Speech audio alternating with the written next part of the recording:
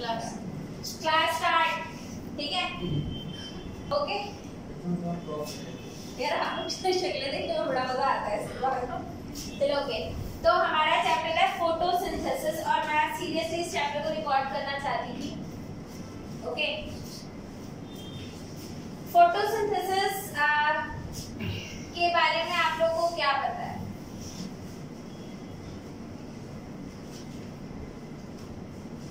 Photosynthesis वो plants करते हैं। Can you do? No, you can. My was chlorophyll. You don't have chlorophyll. I will give you chlorophyll. चलो okay fine. तो अगर हम लोग फोटोसिंथेसिस की बात करें तो फोटोसिंथेसिस क्या होता है और फोटोसिंथेसिस की इंपॉर्टेंस क्या है? फोटोसिंथेसिस अगर ना हो तो क्या होगा? What is the ultimate source of energy on this earth? सबसे ज़्यादा important source of oxygen, sunlight. अगर ना light, sunlight. Sun नहीं होगा तो sunlight कैसे मिलेगा? हाँ? Sun नहीं होगा। Source हाँ, sun is the source for the energy and sun is the ultimate source of energy. इससे ज़्यादा ultimate तो कोई है नहीं, ठीक है? हालांकि होंगे, लेकिन हमारी अर्थ के लिए नियरेस्ट स्टार कौन सा होता है? सन, ठीक है? तो वहीं से हमारे को एनर्जी मिलती है। अब एनर्जी इनफैक्ट हमारी बॉडी के अंदर, अगर मैं आपको पढ़ा रही हूँ I have energy and that energy is also because of sunlight, ठीक है? लेकिन क्या मैं डायरेक्टली धूप में खड़ी होकर के एनर्जी ले सकती हूँ? नहीं, क्यों नहीं ले सकती? जादू नहीं हो ना? जादू तो ठीक है, आई कैन नॉट ईट और ड्रिंक धूप, राइट? ठीक है, अब plants can utilise sunlight for making the energy, ठीक है? प्लांट्स जो हैं, प्लांट्स के अंदर एक बड़ी ही प्यारी एबिलिटी होती है, उस एबिलिटी को क्या बोलते हैं? हाँ, plants can actually plants have the ability to convert plants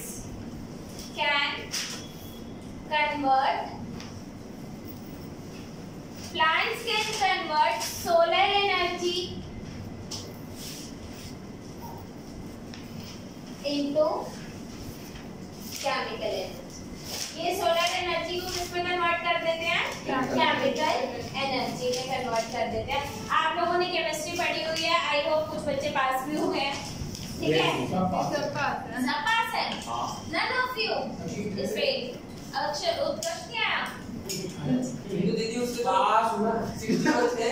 चलो ओके फाइन इट्स ऑलराइट। मजाक था भाई, मजाक, ठीक है? So plants have ability to convert solar energy into chemical energy. एक बात याद रखना, हमारे अंदर ये एबिलिटी नहीं है कि हम सोलर एनर्जी को यूटिलाइज कर पाए। प्लांट्स कर सकते हैं। अब मजे की बात ये है कि हम बोलेंगे कब कि वो केमिकल एनर्जी में कन्वर्ट हो गया या वो केमिकल एनर्जी है। हम कब कह सकते हैं कि yes it is chemical energy? What is chemical energy? If I will ask, you ask, you will not answer. And Shivam, what is chemical energy according to you? Irreversible. Nirosh? मतलब chemical reactions से energy वो है। साक्षी? आप कब बोलोगे, मतलब किस step पे मैं बोलूंगी कि सोलर एनर्जी केमिकल एनर्जी में कन्वर्ट हो गई? हम कब कह सकते हैं? बच्चे एक बात याद रखना, आप लोगों ने 10th क्लास में चैप्टर पढ़ा था केमिकल रिएक्शंस एंड इक्वेशंस पढ़ा था, है ना? ठीक है, उसमें आप लोगों ने सारी केमिकल रिएक्शंस पढ़ी। उन सब रिएक्शंस में हो क्या रहा है? केमिकल रिएक्शंस में होता क्या है? केमिकल रिएक्शंस क्या होती हैं? Reactant is converted to product. How? आप लोगों को मैं बताती हूँ, हमेशा याद रखना, whenever there is movement of electron, whenever there is movement of electron, there is chemical reaction. And what is chemical reaction? Is actually the movement of electron. अब कोई भी ऐसी केमिकल रिएक्शन ले आना जहां पर इलेक्ट्रॉन की मूवमेंट ना होती हो। हर जगह होती है, समझ में ही मत। NaCl बना, नमक बनता है, NaCl बनता है। NaCl क्या है? जब Na ने यानी कि सोडियम ने क्लोरीन को एक इलेक्ट्रॉन दे दिया, उसी को तो बोलते हैं। तो जहां पे भी, और हम कब बोलेंगे कि कोई केमिकल रिएक्शन नहीं हुआ है? जब इलेक्ट्रॉन मूव नहीं करा। ये तो there is a movement of electron is called chemical. Yes. अब अगर मैं बोलूं कि क्या मैं for example do we have electrons? Yes, we do have electrons. Right. अगर मैं सनलाइट में खड़ी होती तो क्या मेरे इलेक्ट्रॉन्स मूव कर रहे हैं? नहीं यार। प्लांट्स के इलेक्ट्रॉन मूव करते हैं। Yes. और आपको पता है मुझे फोटोसिंथेसिस बहुत ज्यादा मतलब पर्सनल फेवरेट चैप्टर है यार, ठीक है। सो क्यों पसंद है? क्योंकि यहाँ पर आप एक एक इलेक्ट्रॉन की मूवमेंट को ट्रेस कर पाते हो, एक एक इलेक्ट्रॉन की मूवमेंट को। एक्चुअली एक ही इलेक्ट्रॉन होता है, ठीक है, उसकी मूवमेंट को हम ट्रेस कर पाते हैं। हमें पता होता है ये इलेक्ट्रॉन कहाँ से कहाँ जा रहा है। ये बात समझ में आई? ठीक है। तो that is the beauty of this process. Plants can do this. और आपको पता है ये जो इलेक्ट्रॉन आता है वो आता कहाँ से है? इलेक्ट्रॉन देता कौन है?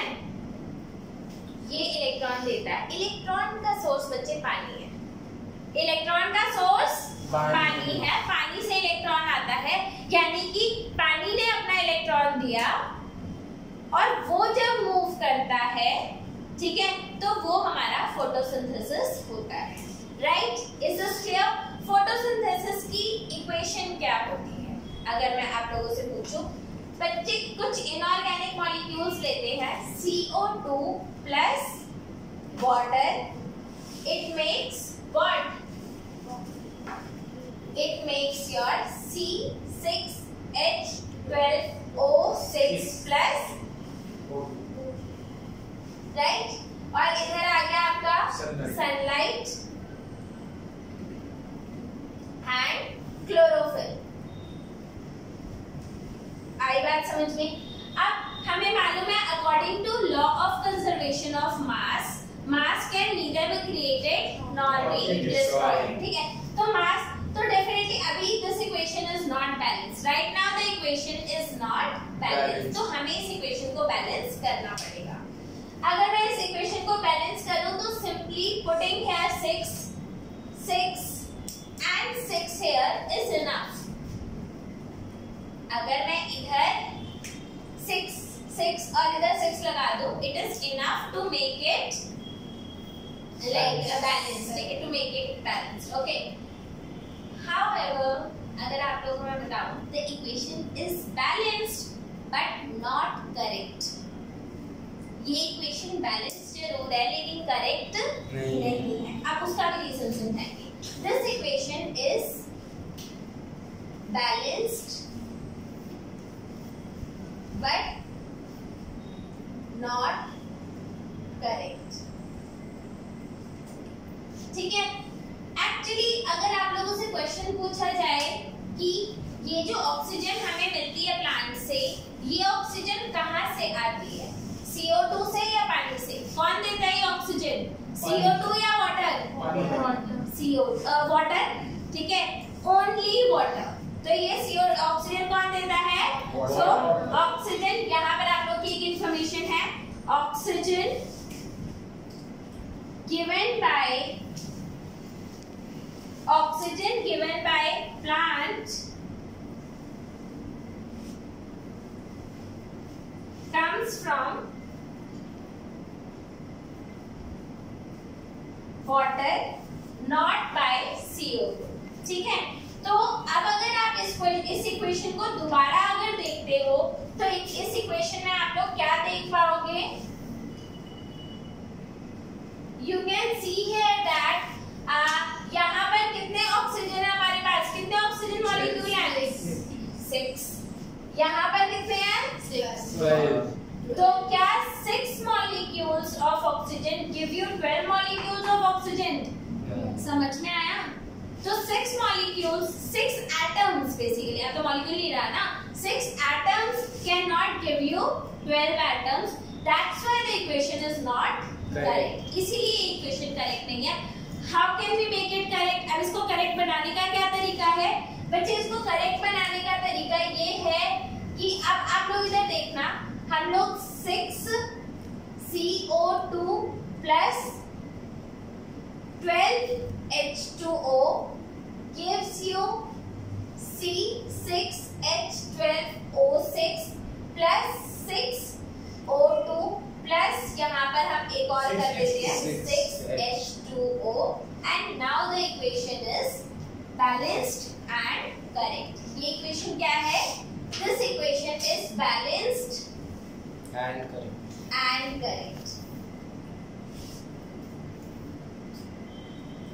समझ में आया? क्योंकि यहाँ पर कितने मॉलिक्यूल्स ऑफ ऑक्सीजन है? 12 एटम्स 12 और इधर भी कितने हैं? 12. ठीक है. आप लोग एक क्वेश्चन पूछ सकते हैं कि आपको कैसे पता चला कि ये जो ऑक्सीजन आती है ये सिर्फ पानी में से आती है, कार्बन डाइऑक्साइड से नहीं आती? कैसे पता चला? कोई आइडिया?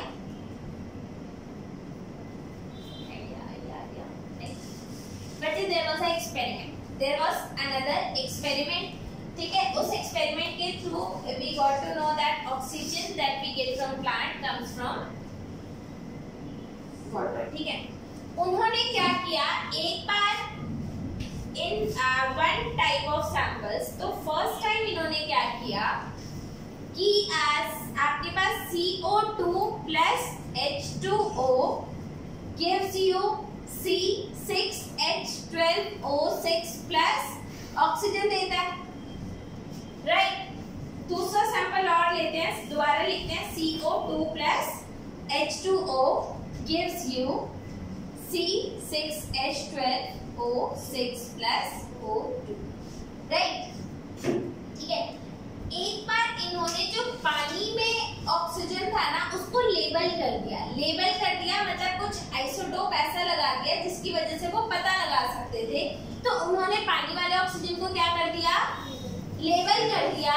तब उन्हें दिखा कि ये जो पूरी की पूरी ऑक्सीजन आ रही है वो कैसी है, लेबल्ड है. ठीक है. When isotope of oxygen was used, radioactive isotope was used, ठीक है, तो ऑक्सीजन कैसी थी, लेबल्ड थी.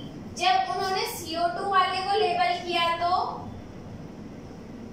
ऑक्सीजन में कोई लेबलिंग नहीं थी.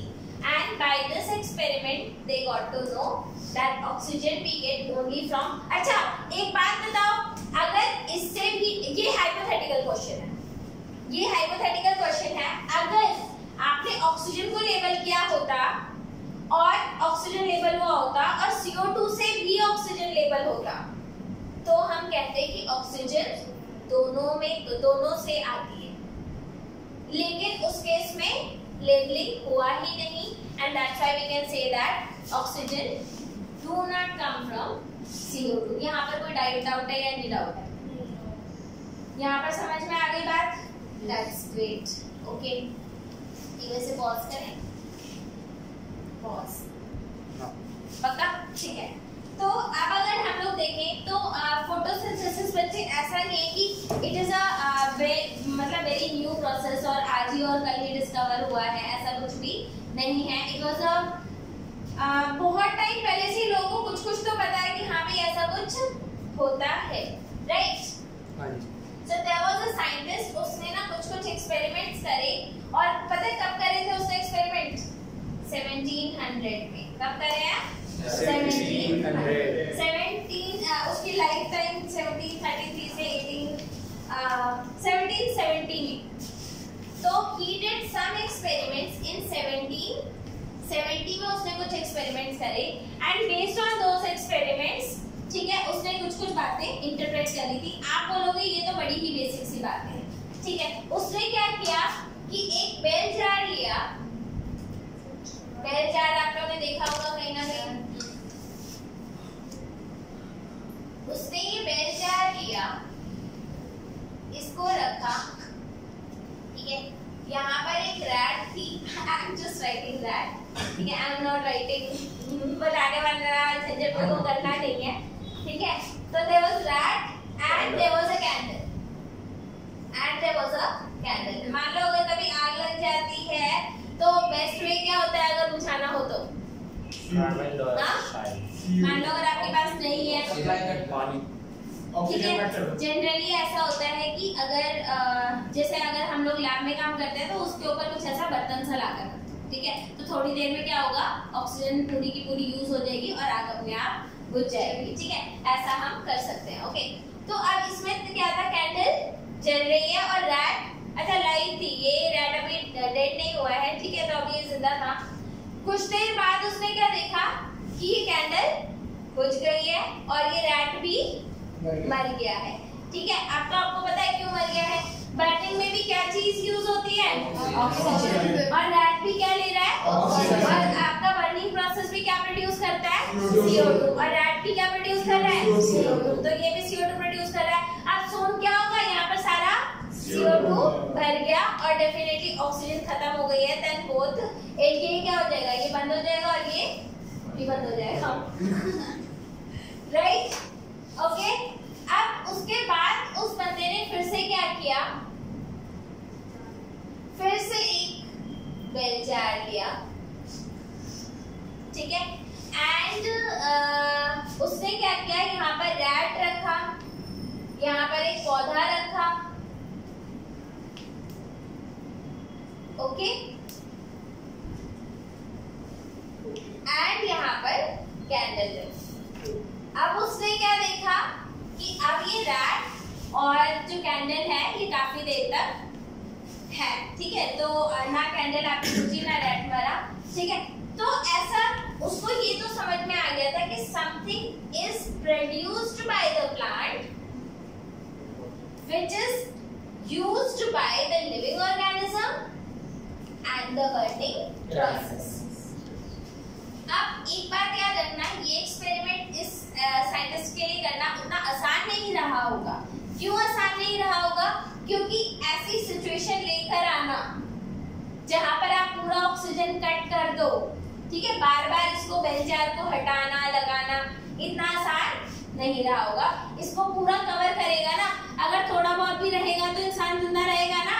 अब जैसे अगर ये रूम पूरा क्लोज है तो हम मर थोड़े जा रहे हैं यार, चूहा भाग गया, हाँ चूहा भाग गया, भाई बहुत सारी डिफिकल्टीज आती है, तो उस बंदे ने भी काफी डिफिकल्टीज फेस करी होगी। Doing an experiment is never a easy task, कभी भी इजी टास्क नहीं होता। ये बात समझ में आ गई भाई, ठीक है। यूजिंग सिमिलर सेटअप, ठीक है, that used by Priestley but placing it once in a dark. अच्छा, उसके बाद रोल ऑफ सनलाइट भी देखा गया, रोल ऑफ सनलाइट भी देखा गया, बिल्कुल सेम सेटअप। अगर हम मान लो डे कंडीशन में रखते हैं, अगर हम डे कंडीशन में रखते हैं तो डेफिनेटली इधर ये सरवाइव करेगा और इधर सरवाइव नहीं करेगा, लेकिन अगर यही सेटअप अगर हम नाइट कंडीशन में रख दे तो दोनों केस में मर जाएंगे। तो इससे ये पता चला कि प्लांट जो भी चीज को प्रोड्यूस कर रहा है वो सिर्फ और सिर्फ सनलाइट की प्रेजेंस में कर रहा है। तो उन लोगों ने इतना दिमाग लगाया है पहले कि सनलाइट इज एसेंशियल, सनलाइट के बिना वो प्रोसेस नहीं हो रहा है, तो और डे में हो जाएगा, नाइट में नहीं होगा, and plant is doing that process. तभी तो हमें पता चला प्लांट्स इतने इंपॉर्टेंट है, तभी तो प्लांट्स को जोड़ा गया भगवान के साथ, तुलसी माता, पीपल का पेड़, ताकि हम उन्हें काटे नहीं। एनिमल्स के साथ भी एनिमल्स को इसलिए जोड़ा, एनिमल्स के साथ भी भगवान को इसलिए जोड़ा जाता है ताकि हम एनिमल्स को मारे नहीं, ठीक है। हाँ हाँ, साइंटिस्ट के पास है हर चीज, scientist can do that but you can not do that, ठीक है, because we are doing to discover something. ये बात समझ में आई। Hence it shows that only green part of the, अच्छा इन्होंने उसके बाद ये भी देखा कि पूरा का पूरा प्लांट भी फोटोसिंथेसिस नहीं करता, ओनली ग्रीन पार्ट, ठीक है, प्रोड्यूसेस ऑक्सीजन। तो यहाँ पर इनके तीन इंपॉर्टेंट रिजल्ट्स क्या क्या थे। पहला रिजल्ट क्या था इनका, पहला रिजल्ट ये था बच्चे, that plants produces something which is utilized by the living organism at the burning candle, right? Second observation that plant can do that process only in presence of sunlight. और तीसरा क्या था? Only green part of the plant is responsible for producing oxygen. Yes. क्या क्या sorry? वो भी cut जाएंगे? वो भी करते हैं फोटोसिंथेसिस। हाँ हाँ हाँ, हमेशा याद रखना, आपको कोई भी अगर ग्रीन पार्ट अगर मिल गया है प्लांट का तो समझ जाना कि वो फोटोसिंथेसिस करेगा, चाहे वो स्टेम है या कुछ भी है। ठीक है। Roots are never green. Roots होते हैं ग्रीन? रूट्स ग्रीन नहीं होते। इनफैक्ट अगर आप लोग रूट्स देखोगे, हाँ दिखाया था मैंने, दिखाया था, तो वो तो हम लोगों ने जो कल्चर मीडिया में रखा था, that was very clean roots. ठीक है, ओके, ये बात आप लोग समझ में आ गई? यस। ओके, इसके बाद आपके कुछ और फर्दर एक्सपेरिमेंट्स हैं। तो इट वाज नॉट अंटिल 1854, ठीक है, Julius von Sachs provided evidence that production of glucose when plant grow. तो इनको 1854 में पता चला था, हाँ भाई ग्लूकोज प्रोड्यूस होता है।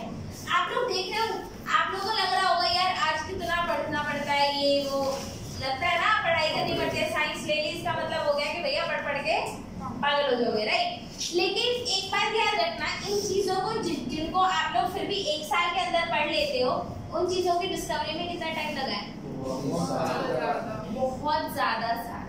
और किसी भी चीज को पढ़ना is comparatively always easy rather than discovering it. So 1854, Julius Francis provided evidence for production of glucose when plants grow.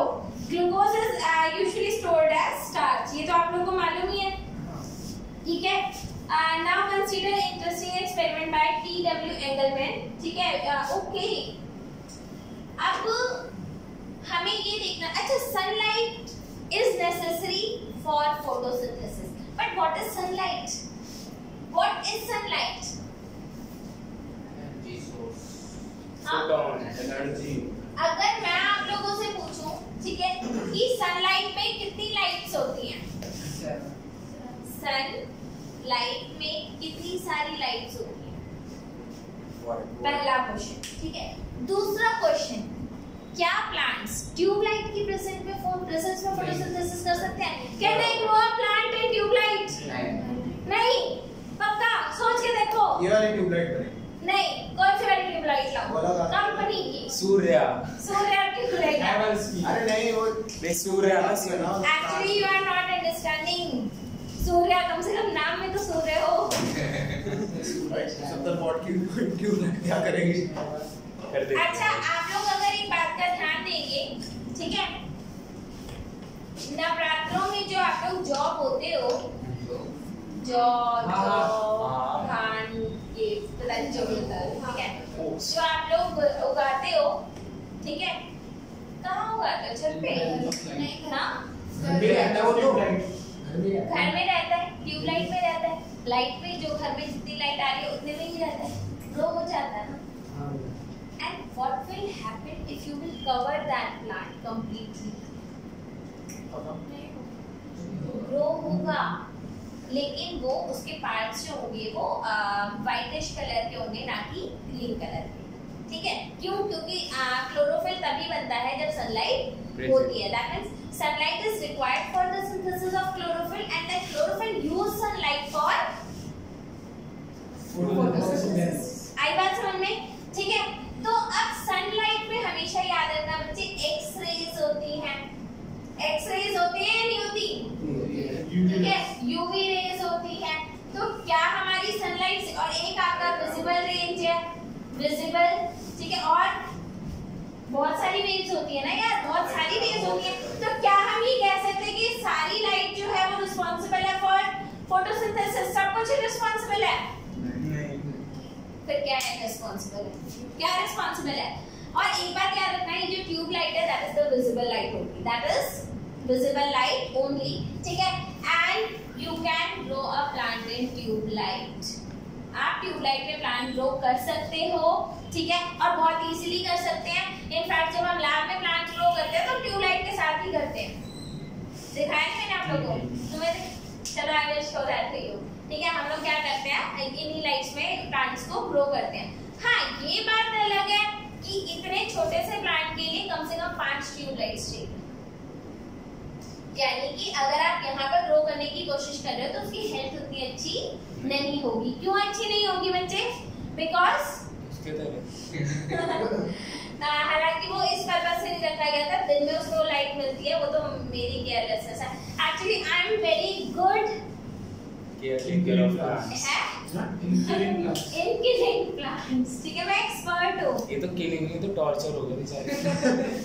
I know that, मैं जिस प्लांट में हाथ लगा दूँ वो बेचारा ऊपर हो जाता है, ठीक है। All right, so what was I saying, तो प्लांट्स को हम ट्यूबलाइट में ग्रो कर सकते हैं।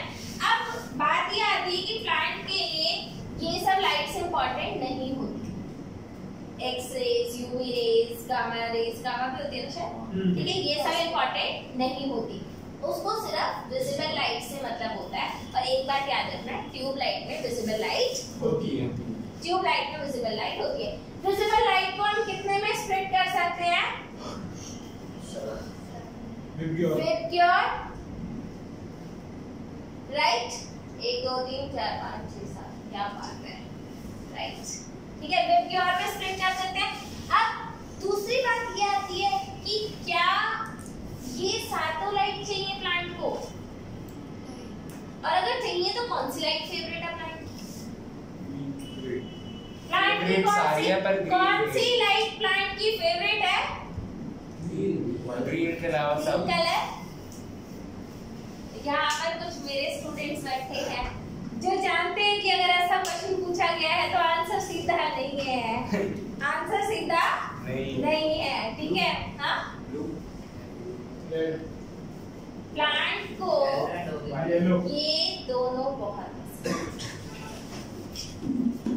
प्लांट को ये दोनों बहुत पसंद है। और जैसा शिवम ने बताया, ये प्लांट को लीस्ट पसंद, बिल्कुल नहीं पसंद। अब आप कहोगे सारे प्लांट तो ग्रीन कलर के होते हैं। ग्रीन कलर के इसलिए होते हैं क्योंकि वो यूज नहीं करते ना। प्लांट्स ग्रीन क्यों होते हैं? अरे भाई, इधर ये प्लांट आपके पास है, इसमें जितनी लाइट आई उसने एब्जॉर्ब कर ली, और जब ग्रीन लाइट आई तो रिफ्लेक्ट कर दिया। भाई मुझे नहीं चाहिए। तो प्लांट का लीस्ट फेवरेट कलर कौन सा है? ग्रीन कलर, और मोस्ट रेड एंड ब्लू, ठीक है, ये दो इसके फेवरेट कलर है। अब इस एक्सपेरिमेंट को पता लगाने के लिए या इसको करने के लिए बड़ा ही मस्त एक्सपेरिमेंट करा गया, ठीक है, बहुत ही अच्छा एक्सपेरिमेंट करा गया था। Should I rub this? This is लिखने लायक है, ठीक है।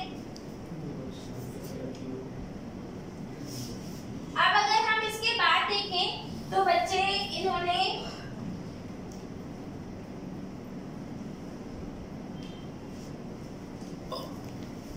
क्या हुआ? ओके, उन्होंने करा क्या कि इसको भी हटा ही देते हैं। नाउ प्लीज सी हियर, यहाँ पर रखा सोर्स ऑफ लाइट। यहाँ पर क्या है? लाइट का सोर्स, और यहाँ से लाइट, राइट। बीच में इन्होंने क्या रख दिया? प्रिज्म। प्रिज्म क्या करता है? वो कौन सा फिनोमेना होता है? स्प्लिटिंग ऑफ लाइट को डिस्पर्शन बोलते हैं। डिस्पर्शन, ठीक है, डिस्पर्शन बोलते हैं। So according by after passing light through a prism, it will get split into 7 colours, and यहाँ पर विप क्योर आपका बन जाता है, विप क्योर बन गया, राइट। और जब ऐसा विप क्योर बन गया, ऐसा लाइट उन्होंने पास करवाया with in a test tube. अब यहाँ पर क्या था? एक टेस्ट ट्यूब था। Test tube was filled with water. Test tube को किससे भरा गया था? पानी से भरा गया था। It was completely filled with water and there was a bacteria growing, ठीक है, क्लैडोफोरा। यहाँ पे क्या ग्रो कर रहा था? क्लैडोफोरा। ये एक फोटोसिंथेटिक बैक्टीरिया है। ये क्या है? फोटोसिंथेटिक, ठीक है। तो it is a green, okay, ये ना sorry, it is a alga. ठीक है, it is a green alga. This is a green alga. Alga is singular and algae is plural. ठीक है, तो क्लेडोफोरा इन्होंने यहाँ पर रखा and it is green in color, chlorophyll they have. So what will happen? It will do photosynthesis. अब photosynthesis हो रही है या नहीं हो रही है इसका पता कैसे लगाएंगे? जब ऑक्सीजन प्रोड्यूस होगा. ऑक्सीजन क्या है? गैस है. ये ग्रीन एल्गा कैसा है? एक्वेटिक, पानी के अंदर है. पानी के अंदर अगर ऑक्सीजन प्रोड्यूस होगा तो क्या प्रोड्यूस होंगे? बबल्स. क्या आएंगे? बबल्स प्रोड्यूस होंगे. उसमें देखा कि सबसे ज्यादा बबल्स कहाँ पे प्रोड्यूस हुए? रेड कलर वाले में और ब्लू कलर वाले में सबसे ज्यादा बबल्स प्रोड्यूस हुए. ठीक है, और this experiment actually confirmed that blue color and red color की प्रेजेंस में फोटोसिंथेसिस सबसे ज्यादा होता है. और फोटोसिंथेसिस ज्यादा होता है या फोटोसिंथेसिस होता है इसका पता कैसे लगा सकते हैं? It can be concluded by observing bubbles in the test tube. ये बात समझ में आई. और ये एक्सपेरिमेंट किया किसने था? T.W. एंगलमैन. ठीक है. Yes. प्लांट को रेड और ब्लू कलर की लाइट के अंदर रखें. देखो, अगर आप सिर्फ रेड और ब्लू कलर में रखोगे तो भी प्लांट ग्रो तो कर जाएगा. ठीक है, लेकिन हाँ उतना बेटर फिर भी नहीं होता. क्यों? क्योंकि चाहे बाकी कलर उसे थोड़े कम चाहिए होते हैं बट चाहिए होते हैं. तो जो नए कलर का क्लोरोफिल बना देगा. क्लोरोफिल नए कलर का नहीं बनाएगा. क्लोरोफिल को रेड और ब्लू ही कलर चाहिए होता है. तो ग्रीन वो रहेगा ग्रीन ही. अब अगर हम लोग बात करें कि भाई हमारी ग्रोथ के लिए सबसे ज्यादा कौन रिक्वायर्ड है? Mother and father. सबसे ज्यादा तो ये रिक्वायर्ड होते हैं बचपन से लेके आज तक में. ठीक है, अगर मैं बोलूं कि अगर आपको पाला जाए सिर्फ मम्मी और पापा की प्रेजेंस में, अरे भैया बाकियों की जरूरत नहीं होती लेकिन फिर भी उनका भी थोड़ा बहुत रोल होता है ना इन योर डेवलपमेंट. ठीक है, सिमिलरली बेशक से बाकी सारी लाइट्स थोड़े कम रिक्वायर्ड होते हैं बट होते तो है ना. They are also helping. ठीक है, और हमेशा याद रखना जो लीस्ट होता है वो होता है ग्रीन कलर. इसकी इन्वॉल्वमेंट सबसे कम होती है.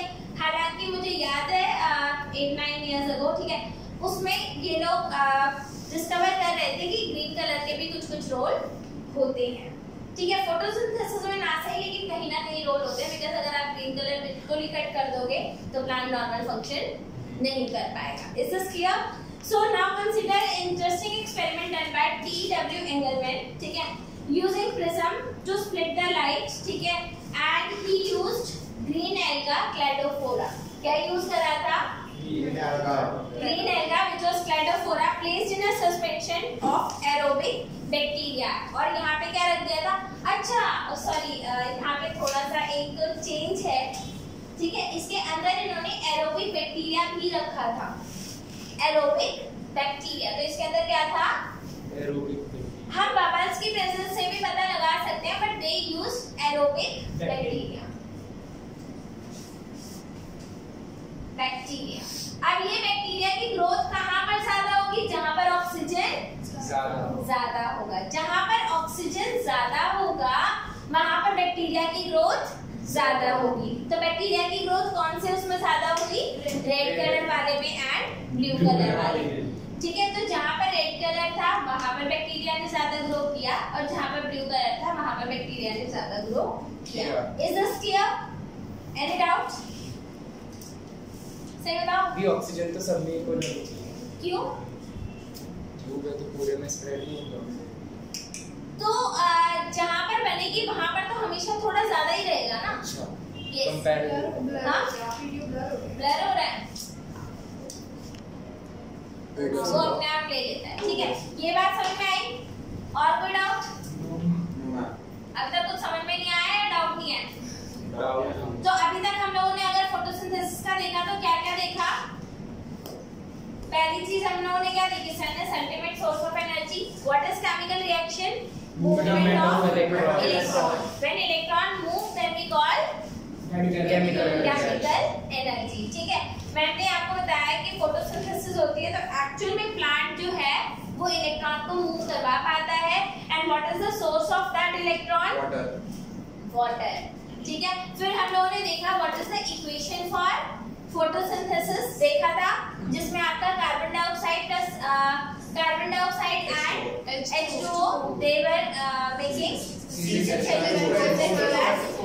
O2, ठीक है। हाँ ठीक है। अब हम लोगों ने एक चीज और देखी थी कि इक्वेशन क्यों बैलेंस और करेक्ट नहीं है, तो हमने देखा उसे बैलेंस और करेक्ट बनाने के लिए क्या करना पड़ेगा, हमारे को ऑक्सीजन जो हमारे को मिल रहा है वो सारे कहाँ से मिलते हैं, वाटर से मिलते हैं, और उसको बैलेंस करना जरूरी है, ठीक है। आप लोगों के मन में एक क्वेश्चन है, मतलब ये मेरे मन का सिर्फ एक क्वेश्चन है, ठीक है, अगर आप लोग answer and I really don't know, ठीक है। जैसे यहाँ पर तो हमें मालूम है कि हमारा जो ऑक्सीजन आता है, ठीक है, that is only from water, ठीक है। आप लोग बाकी जो केमिकल रिएक्शंस करते हो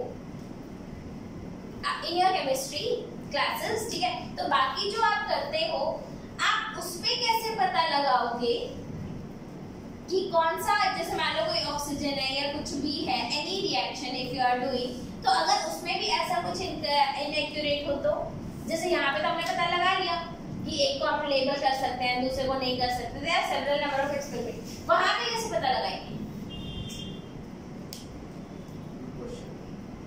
रिपीट करो थोड़ा सा। मतलब ये बच्चे की, जैसे यहाँ पर मुझे मालूम है कि जो हमारे को ऑक्सीजन प्लांट से मिला वो पानी से आया, ना कि कार्बन डाइऑक्साइड से। आप लोग केमिस्ट्री में बहुत सारी रिएक्शंस करते हो, बहुत सारी चीजें करते हो, एक्सपेरिमेंट काफी सारे करते हो, तो आपको कैसे पता लगेगा कि कौन सा ऑक्सीजन कौन से वाले मॉलिक्यूल से आया है?